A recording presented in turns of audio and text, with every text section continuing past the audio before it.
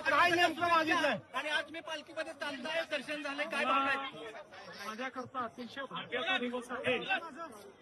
जन्मदिनाच्या दिवशी मला वारीमध्ये चालण्याची संधी मिळते आहे.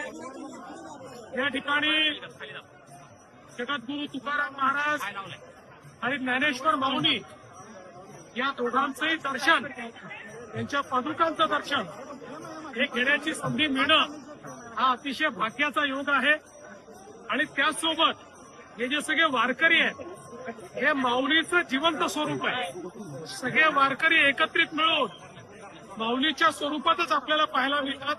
त्यामुळे त्यांचं सानिध्य मिळणं ही देखील मला असं वाटतं अत्यंत महत्वाची गोष्ट आहे. म्हणून मी आज खूप आनंदी आहे. सर, ज्या पद्धतीने काय प्रार्थना केली आपण? माऊलीकडे काही मागावं लागत नाही, आपल्या मनातलं त्यांना माहिती आहे.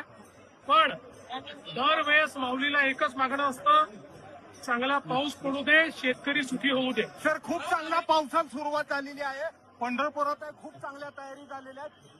विक्रमी वारी भरण्याची शक्यता आहे. 30 ते 35 लाख वारकरी येतील. हे मला आता पालकमंत्री गोरे साहेबांनी आणि जिल्हाधिकाऱ्यांनी पूर्ण माहिती दिली. आणि यावेळेस एआयच्या माध्यमातूनही आपण एकूण किती वारकरी याचा अंदाज घेतो. आणि असं लक्षात येत आहे की विक्रमी अशा प्रकारची वारी आहे. खूप मोठ्या प्रमाणात वारकरी सगळीकडनं इथे आलेले आहेत. आणि जुने सगळे रेकॉर्ड संख्येचे यावेळेस तोडण्यात येत आहे. सर, दिल्लीत यावेळेस स्वच्छतेचे रेकॉर्ड पडलेले आहेत. वाळवंटामध्ये पाऊस येऊ शकत नव्हतं, त्या ठिकाणी आता वारकरी जेवण करतात. एवढी स्वच्छता वाळवंटामध्ये आहे. जिल्हा प्रशासनाला, जिल्हाधिकारी असतील, सीओ असतील, एसपी असतील आणि विशेषतः पालकमंत्री जयकुमार गोरे यांनी गेल्या 2 वर्षामध्ये वारीचं स्वरूप बदलून टाकलं. जर्मन हँगर असतील, स्वच्छतेच्या वेगवेगळ्या व्यवस्था असतील, पाद्यसेवा असेल, अशा वेगवेगळ्या गोष्टींनी वारीमध्ये एक नवीन अशा प्रकारचं वातावरण हे जयकुमारजींच्या नेतृत्वात या ठिकाणी आलेलं आहे.